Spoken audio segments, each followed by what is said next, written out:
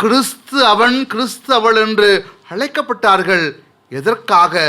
கிறிஸ்துவை போன்று இரக்கம் கொண்டவர்களாக, கிறிஸ்துவை போன்று நம்பிக்கையை எடுத்து கொடுக்கின்றவர்களாக அவர்கள் வாழ்ந்தார்கள். இருப்பதை பகிர்ந்தார்கள், ஒன்றிணைந்து மன்றாடினார்கள், ஒருவரோடு ஒருவர் ஒன்றிணைந்து வாழ்வதற்கான வழிவகைகளை தேடினார்கள். இதுதான் ஆதி திருச்சபையினுடைய வாழ்வாக அமைந்தது. உண்மையை எடுத்துரைக்கின்ற பிள்ளைகளாய் நம்முடைய குடும்பம் இருக்கிற பொழுது, குடும்பம் வாழுகின்ற பொழுது கடவுள் நம் மத்தியிலே வாழ்ந்து கொண்டிருக்கின்றார்.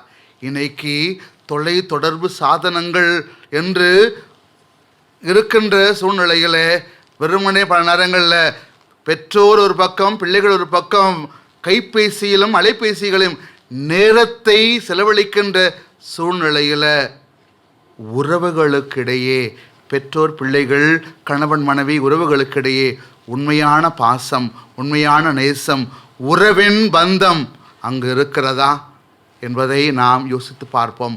அவ்வாறு இருக்கிற பொழுது குடும்பங்கள் விட்டு கொடுக்கின்ற குடும்பங்களாக வாழ முடியும்.